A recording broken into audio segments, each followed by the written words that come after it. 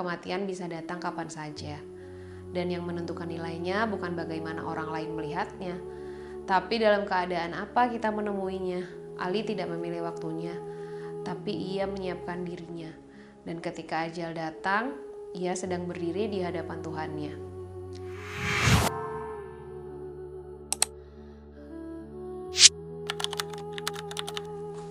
Ada satu subuh dalam sejarah Islam yang rasanya tidak pernah benar-benar berlalu. Subuh tanggal 13 Ramadan. Udara Kufah masih dingin, langit belum benar-benar terang. Kota masih setengah tertidur, dan seperti biasa Ali bin Abi Thalib sudah lebih dulu bangun sebelum kebanyakan orang membuka mata. Ali bukan hanya seorang khalifah, bukan hanya sepupu dan menantu Rasulullah SAW. Bukan hanya sahabat pemberani yang namanya tercatat di setiap peperangan besar. Di subuh seperti itu, ia hanyalah seorang hamba yang akan berdiri menghadap Tuhannya. Azan subuh pun berkumandang. Suara itu menyebar di antara rumah-rumah tanah Kufah, menyentuh dinding-dinding, memanggil orang-orang yang beriman untuk bangun dan mengingat Allah. Ali berjalan menuju masjid. Langkahnya tenang, tidak tergesa, tidak berat. Tidak ada tanda bahwa pagi itu akan menjadi pagi terakhir dalam hidupnya. Ia masuk ke masjid, memberi salam, lalu berdiri di mihrab, dan sholat pun dimulai. Ali dikenal sangat khusyuk ketika sholat. Orang-orang pun tahu, jika ia sudah berdiri menghadap Allah, maka dunia di sekitarnya seakan hilang dari perhatiannya.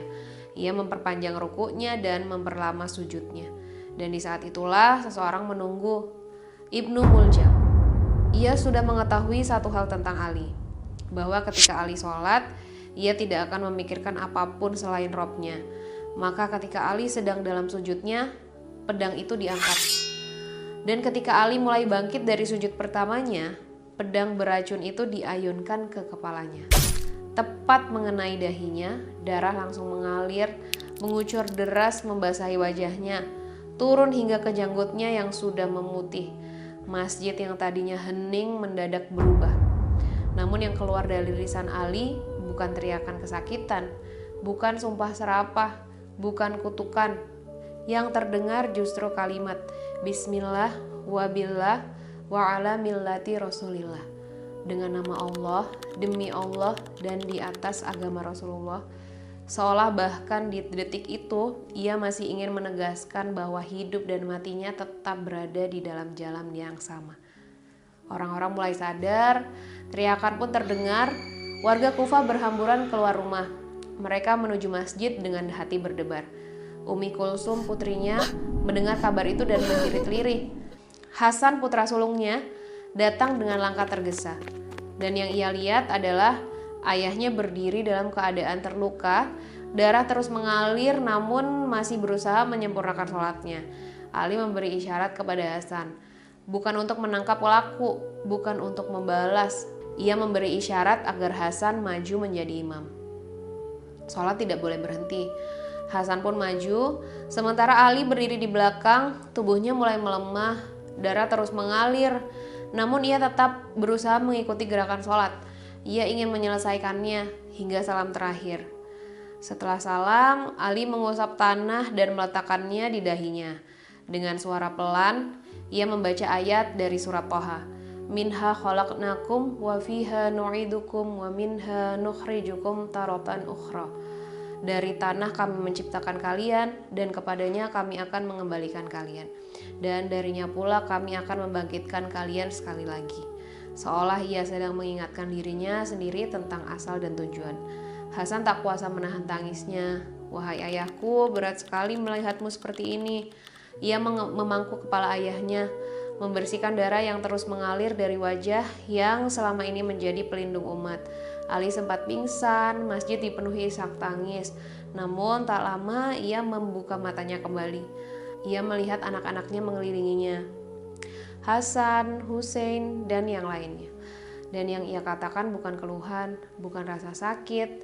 Ia berkata pelan, "Jangan bersedih, sebentar lagi aku tidak akan merasakan apapun." Lalu ia melanjutkan dengan suara yang lembut, hampir seperti orang yang melihat sesuatu yang indah. "Aku melihat Rasulullah, aku melihat Khadijah, aku melihat Fatimah. Seolah baginya kematian bukan akhir, tapi pertemuan. Hasan menangis semakin keras, anak-anaknya mencium wajahnya. Masjid Kufah menjadi saksi momen itu. Dan perlahan nafas Ali semakin melemah. Subuh itu Ali bin Abi Thalib wafat. Bukan di medan perang, bukan dengan pedang di tangan, tapi dalam keadaan sholat, dalam sujud, dalam kalimat pujian kepada Allah. Yang membuat kisah ini begitu dalam bukan hanya karena wafatnya tragis, tapi karena cara ia menghadapinya. Ia tidak mati dalam kemarahan, ia tidak mati dalam dendam, ia tidak mati dengan teriakan kebencian, ia mati dalam ketenangan, dalam ibadah, dalam keyakinan bahwa pertemuan dengan Allah adalah sesuatu yang ia tunggu. Dan mungkin disitulah letak kemuliaannya, bahwa akhir hidupnya mencerminkan seluruh hidupnya. Hidup yang penuh perjuangan, penuh keberanian, penuh kesetiaan kepada Rasulullah, dan penuh cinta kepada Allah. Subuh 13 Ramadan itu mengajarkan satu hal yang sederhana namun berat, bahwa kematian bisa datang kapan saja. Dan yang menentukan nilainya bukan bagaimana orang lain melihatnya, tapi dalam keadaan apa kita menemuinya.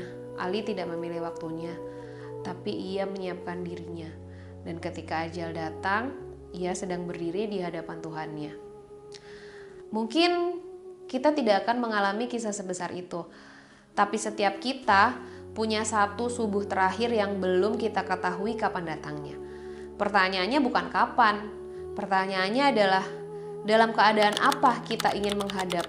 Kisah Sayyidina Ali bukan hanya tentang luka, bukan hanya tentang pedang, tapi tentang ketenangan seorang hamba yang yakin. Dan mungkin itu yang paling sulit ditiru. Aku Dinda, sampai ketemu di cerita berikutnya.